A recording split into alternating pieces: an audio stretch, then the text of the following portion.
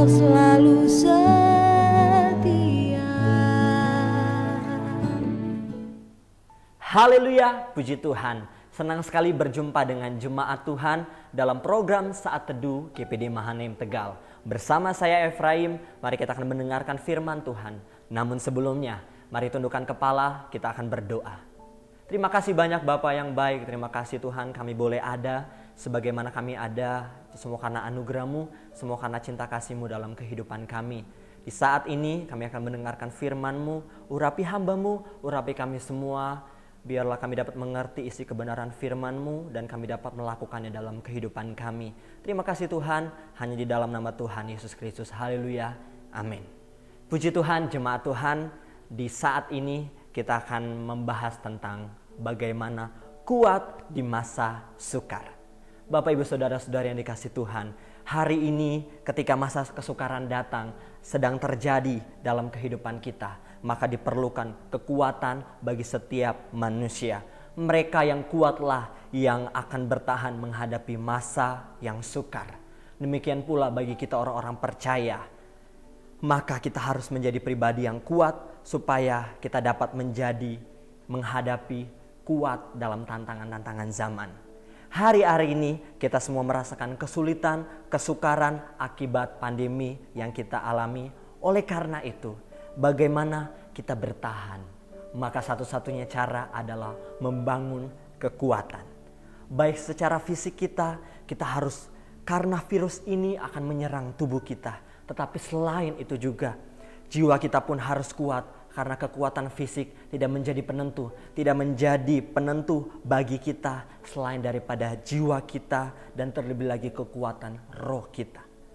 Nah, hari-hari ini kita sama-sama mau belajar bagaimana menjadi pribadi yang kuat. Dalam Alkitab ada seorang tokoh Alkitab yang kuat ketika dia menghadapi tantangan terjadi dalam kehidupannya, dia tidak rapuh.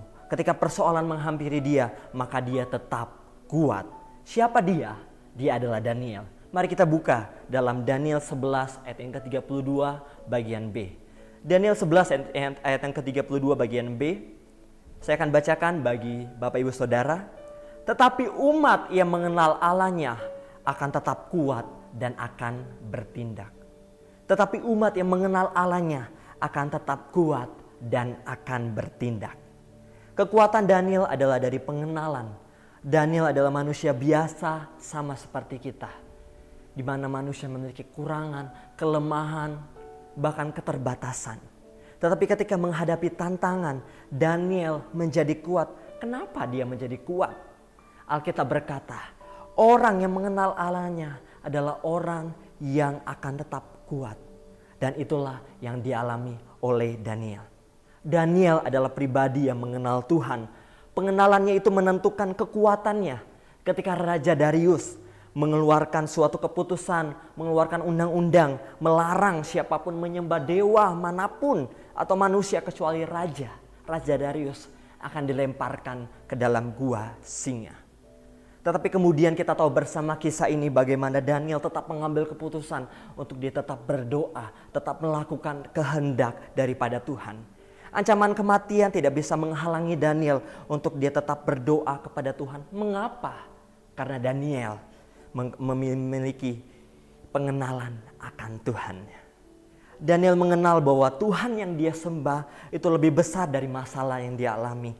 Daniel mengenal Allahnya lebih berkuasa dari raja manapun, termasuk dari Raja Darius. Daniel mengenal Allahnya yang sanggup memberi kemenangan bagi dia. Oleh sebab itu, ancaman gua singa yang datang itu tidak membuat dia gentar. Ancaman gua singa itu tidak membuat dia takut. Sebab ia kenal Allahnya yang besar.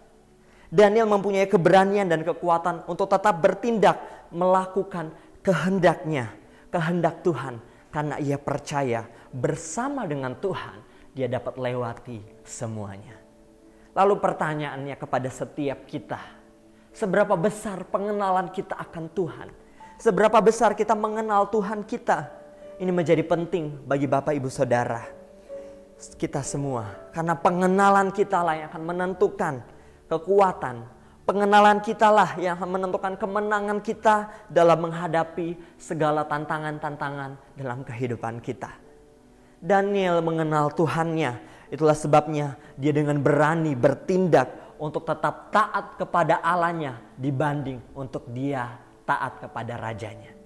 Bapak ibu saudara-saudari yang dikasihi Tuhan, sadarilah bahwa pengenalan itu berbeda dengan pengetahuan. Banyak orang mengenal Tuhan tetapi belum tentu dia mengenal pribadi Tuhan. Banyak orang yang mengetahui Tuhan tetapi belum tentu dia mengenal pribadi Tuhan. Sama seperti kita, ketika kita mengetahui Bapak Presiden kita, tetapi apakah kita mengenal Presiden kita? Belum tentu. Karena pengenalan itu tidak pernah dibangun berdasarkan pengetahuan, berdasarkan ilmu. Tetapi pengenalan itu dibangun oleh karena pengalaman-pengalaman, relasi, hubungan yang dialami. Itulah sebabnya, nikmatilah, rasakanlah pengalaman-pengalaman hidup yang terjadi dalam kehidupan kita. Suka duka dan lain sebagainya dari hari ke hari, dari setiap waktu. Untuk apa? Untuk kita mengenal kasih Tuhan. Untuk kita mengenal kuasa Tuhan, keperkasaan Tuhan, kehebatan Tuhan, dan kedahsyatan Tuhan dalam kehidupan kita. Kita melihat bahwa jauh dari sebelum Daniel berada dalam pembuangan, Daniel telah mengalami pengalaman-pengalaman bersama Tuhan melalui ibadahnya, doanya, hubungan pribadinya dengan Tuhan. Inilah pengenalan yang sejati dari Daniel. Itulah sebabnya ketika kita menghadapi tantangan, Daniel menghadapi tantangan, ia tidak takut tetapi dia tetap kuat dan tetap bertindak karena ia mengenal Allahnya. Orang yang kenal Allahnya pasti akan tetap kuat meskipun dalam keadaan kesukaran. Meskipun dalam tantangan, bahkan ancaman sekalipun, orang itu akan kuat karena dia mengenal Allahnya.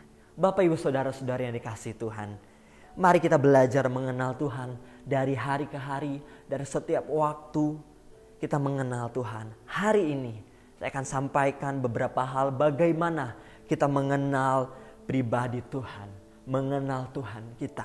Yang pertama, kenalilah Tuhan melalui firman-Nya. Firman itu adalah Allah sendiri. Firman itu berasal daripada Allah. Sebab itu, kenali Tuhan dengan firman-Nya. Karena firman itu berkuasa, firman itu adalah penuh janjinya.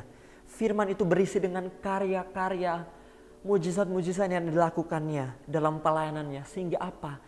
Sehingga kita dapat mengenal pribadinya melalui firman-Nya. Oleh sebab itu Bapak Ibu Saudara-saudara yang dikasihi Tuhan, pastikan bahwa setiap kita tidak pernah melewatkan waktu yang masih Tuhan berikan untuk kita menggunakan kesempatan ini untuk kita bersaat teduh, membaca firman Tuhan, merenung firman Tuhan, bahkan melakukannya, mengaplikasikannya dalam kehidupan kita. Itu yang pertama, bagaimana kita dapat mengenal Tuhan secara pribadi, kenali Tuhan melalui firman-Nya. Yang kedua, kenali Tuhan melalui setiap peristiwa-peristiwa yang kita hadapi. Percayalah dia Tuhan yang memegang kendali, dia yang berdaulat atas kehidupan kita yang terjadi, setiap detail, setiap kejadian, setiap apapun yang terjadi dalam kehidupan kita tidak pernah lepas dari tantangan. Oleh sebab itu, dalam setiap peristiwa, dalam setiap kejadian, pengalaman-pengalaman yang terjadi dalam kehidupan kita, mari kenali Tuhan, pahami setiap rencana Tuhan, maksud Tuhan dalam kehidupan kita. Hari ini, kalau ada dalam masa kesukaran, maka dalam kesukaran apakah kita menemukan Tuhan? Kalau ada di antara kita dalam keadaan kedukaan, apakah kita menemukan Tuhan? Atau hanya kesedihan yang menghimpit kita, yang kita alami? Tetapi hari ini, kenali Tuhan melalui tindakan-tindakan yang Tuhan kerjakan, yang Tuhan kehendaki terjadi atas kehidupan kita. Kalau seolah-olah kita melihat Tuhan Allah tidak kita rasakan, seolah-olah kita tidak melihat Tuhan bekerja, Tuhan diam saja dalam kehidupan kita, dalam setiap masalah kita. Tetapi percayalah, Tuhan selalu berkarya, Tuhan selalu bekerja dengan cara yang tidak terlihat oleh mata kita. Oleh sebab itu, mintalah kepekaan kepada Tuhan untuk kita mengenali Tuhan melalui pengalaman-pengalaman, kejadian-kejadian dan peristiwa-peristiwa yang kita alami. Semua pengalaman yang terjadi atas kehidupan kita, baik suka maupun duka, bahkan berkat, kekurangan sekalipun, semuanya membawa kita untuk kita mengenal Tuhan. Bahkan Tuhan yang kita sembah adalah Tuhan yang besar. Dalam kekurangan Tuhan izinkan Supaya kita mengenal Tuhan, bahwa Tuhan itu sanggup mencukupkan dalam setiap kebutuhan kita.